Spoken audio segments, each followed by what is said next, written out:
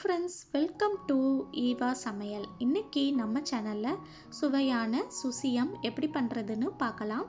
என்னோட சேனலை நீங்கள் புதுசாக பார்க்குறீங்கன்னா சப்ஸ்கிரைப் பண்ணலன்னா சப்ஸ்கிரைப் பண்ணிக்கோங்க ஃப்ரெண்ட்ஸ். பக்கத்தில் உள்ள நோட்டிஃபிகேஷன் பெல் ஐக்கானை கிளிக் பண்ணிக்கோங்க.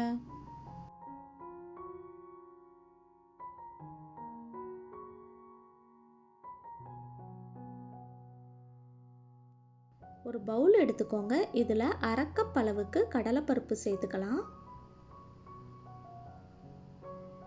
கடலைப்பருப்பு முங்குற அளவுக்கு தண்ணி சேர்த்துட்டு மினிமம் 30 நிமிஷத்துக்கு ஊற வச்சிடலாம். 30 நிமிஷத்துக்கு கடலைப்பருப்பு நல்லா ஊறினதுக்கு அப்புறமா 2 தடவை தண்ணியில் நல்லா கழுவி எடுத்துக்கோங்க. தண்ணியில் நல்லா கழுவி எடுத்துட்டு தண்ணியை நல்லா வடிகட்டி எடுத்துக்கோங்க. குக்கரில் நம்ம 30 நிமிஷத்துக்கு ஊற வச்சு எடுத்த கடலைப்பருப்பை சேர்த்துக்கலாம்.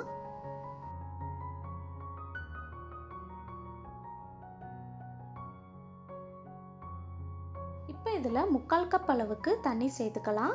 அரை கப் கடலைப்பருப்புக்கு 3/4 கப் தண்ணி சேர்த்திங்கன்னா கரெக்டாக இருக்கும்.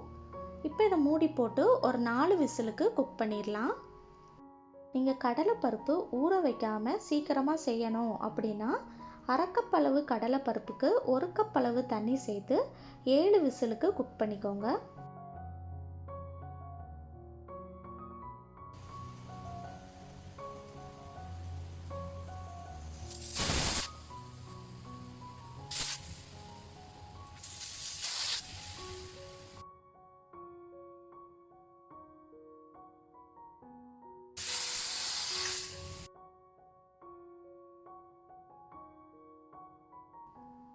நாலு விசில் வந்துருச்சு. ப்ரெஷர் ரிலீஸ் ஆனதும் இதை ஓப்பன் பண்ணி பார்த்துடலாம். கடலைப்பருப்பு நல்லா குக்காக இருக்கான்னு செக் பண்ணிக்கலாம். நீங்கள் கையில் எடுத்து லைட்டாக ப்ரெஸ் பண்ணி பாருங்கள். இந்த மாதிரி நல்லா மசியணும்.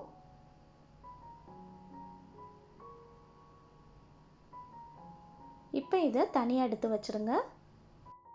ஒரு கடாய் எடுத்துக்கோங்க. இப்போ நம்ம வெள்ளைப்பாகு ரெடி பண்ணிடலாம். அடுப்பை நல்லா மிதமான தீயில் சூடு பண்ணிவிட்டு அரை கப் அளவுக்கு தண்ணி சேர்த்துக்கோங்க.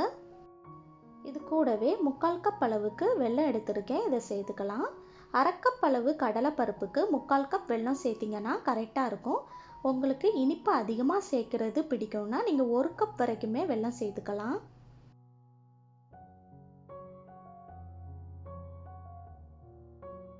வெல்லம் நல்லா கரைஞ்சி வரணும். அது வரைக்கும் அடுப்பை நல்லா மிதமான தீயிலேயே வச்சுட்டு இதை நல்லா மிக்ஸ் பண்ணிக்கோங்க.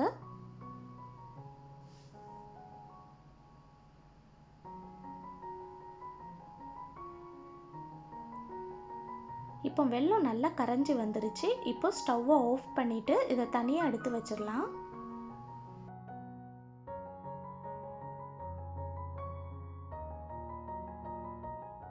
இப்போ இன்னொரு கடாய் எடுத்துக்கோங்க. அடுப்பை நல்லா மிதமான தீயில் சூடு பண்ணிக்கலாம்.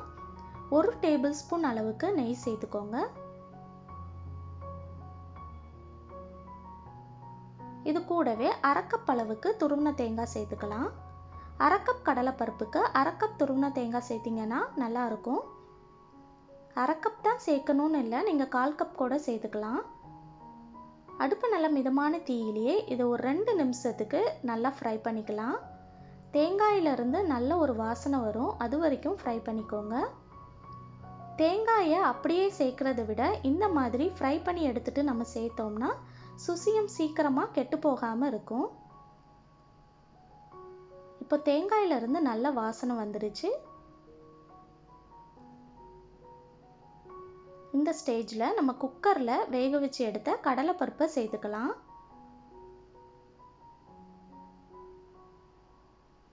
சேர்த்துட்டு இதை நல்லா மிக்ஸ் பண்ணி விட்டுருங்க.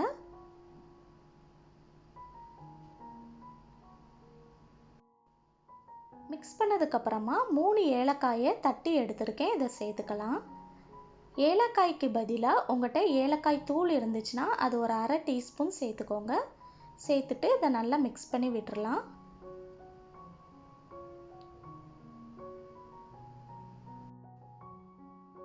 இப்போ இதில் நம்ம ரெடி பண்ணி வச்சுருந்த வெல்லம் பாகை சேர்த்துக்கலாம்.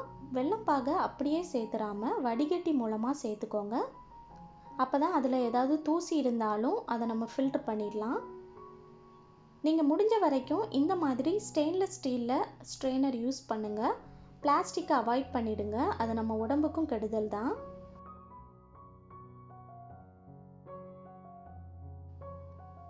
அடுப்பை நல்லா மிதமான தீயிலேயே வச்சுட்டு இதை நல்லா மிக்ஸ் பண்ணி விட்டுருங்க.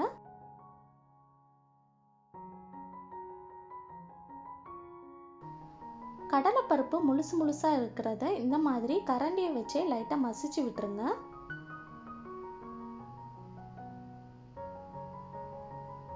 இது நல்லா திக்காக வரணும், அது வரைக்கும் இதை நல்லா மிக்ஸ் பண்ணி விட்டுருங்க.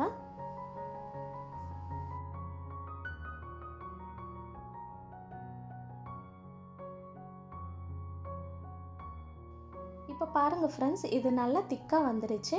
இப்போ ஸ்டவ்வை ஆஃப் பண்ணிவிட்டு இதை நல்லா ஆற வச்சுருங்க. இப்போ நம்ம மைதா பேஸ்ட்டு ரெடி பண்ணிடலாம். அதுக்கு ஒரு பவுல் எடுத்துக்கோங்க. இதில் 1/4 கப் அளவுக்கு மைதா மாவு சேர்த்துக்கலாம். 1/2 கப் அளவு கடலைப்பருப்புக்கு 1/4 கப் மைதா மாவு சேர்த்திங்கனாலே கரெக்டாக இருக்கும். மைதா மாவுக்கு பதிலாக கோதுமை மாவு கூட யூஸ் பண்ணலாம். இது கூடவே 1/4 டீஸ்பூன் உப்பு சேர்த்துக்கோங்க. ஸ்வீட் எது செஞ்சாலுமே கொஞ்சமாக உப்பு சேர்த்துக்கிட்டா டேஸ்ட்டு சூப்பராக இருக்கும். இப்போ இதில் கொஞ்சமாக தண்ணி சேர்த்து இதை நல்லா மிக்ஸ் பண்ணி விட்டுருங்க. இது ஒரு திக்கு பேஸ்ட்டாக ரெடி பண்ணி எடுத்துக்கோங்க. ரொம்ப தண்ணி ஆகிடக்கூடாது. மாவு கொஞ்சம் திக்காக இருக்கிற மாதிரி ரெடி பண்ணி எடுத்துக்கோங்க. இப்போ பாருங்கள் ஃப்ரெண்ட்ஸ், இதை நல்லா மிக்ஸ் பண்ணி விட்டாச்சு. இந்த மாதிரி கன்சிஸ்டன்சியில் இருக்கணும். கொஞ்சம் திக்காக இருக்கிற மாதிரி பார்த்துக்கோங்க. இப்போ அதை தனியாக எடுத்து வச்சிடலாம். இது நல்லா ஆறுனதுக்கப்புறமா நம்ம குட்டி குட்டி பால்ஸாக டிவைட் பண்ணி எடுத்துக்கலாம்.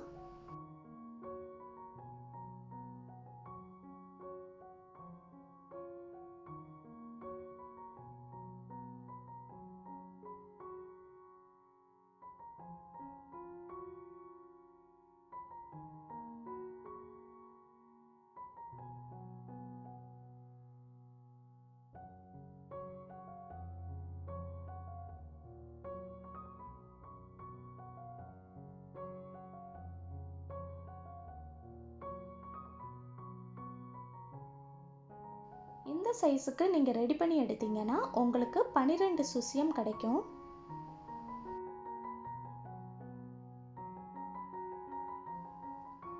கடாயில் தேவையான அளவுக்கு எண்ணெய் சேர்த்துட்டு எண்ணெய் நல்லா மிதமான தீயில சூடு பண்ணிக்கோங்க. எண்ணெய் நல்லா சூடாயிடுச்சான்னு செக் பண்ணிடலாம். அதுக்கு கொஞ்சமாக மாவு எடுத்து ஆட் பண்ணிக்கோங்க. மாவு சேர்த்ததுமே இந்த மாதிரி டக்குன்னு மேலே எழும்பி வரணும். இப்போ நம்ம ரெடி பண்ணி வச்சுருந்த பால்ஸை மைதா பேஸ்டில் சேர்த்து எல்லா சைடும் படுற மாதிரி நல்லா கோட் பண்ணிக்கலாம். இப்போ இதை எடுத்து எண்ணெயில் சேர்த்துடலாம். இதே மாதிரி நீங்கள் எல்லா பால்ஸையும் மைதா மாவில் நல்லா டிப் பண்ணி எடுத்து சேர்த்துக்கோங்க.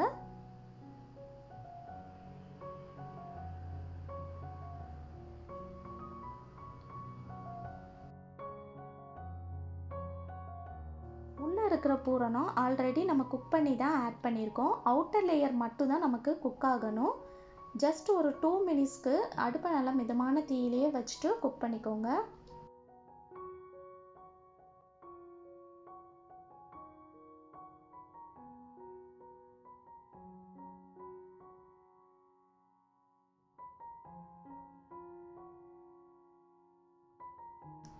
ரெண்டு நிமிஷத்தில் இந்த மாதிரி லைட்டாக ப்ரௌன் கலரில் வரும்.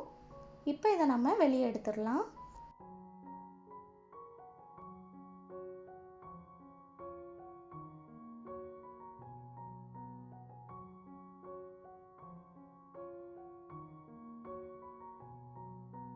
அவ்வளோதான் ஃப்ரெண்ட்ஸ், நம்ம சுவையான சுசியம் ரெடி ஆயிடுச்சு.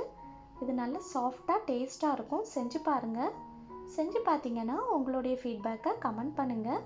இந்த வீடியோ உங்களுக்கு பிடிச்சிருந்துச்சுன்னா லைக் பண்ணுங்கள். உங்கள் ஃப்ரெண்ட்ஸ் அண்ட் ஃபேமிலி மெம்பர்ஸ் கூட ஷேர் பண்ணுங்கள். நம்ம சேனலை சப்ஸ்கிரைப் பண்ணலன்னா சப்ஸ்கிரைப் பண்ணிக்கோங்க. தேங்க்யூ.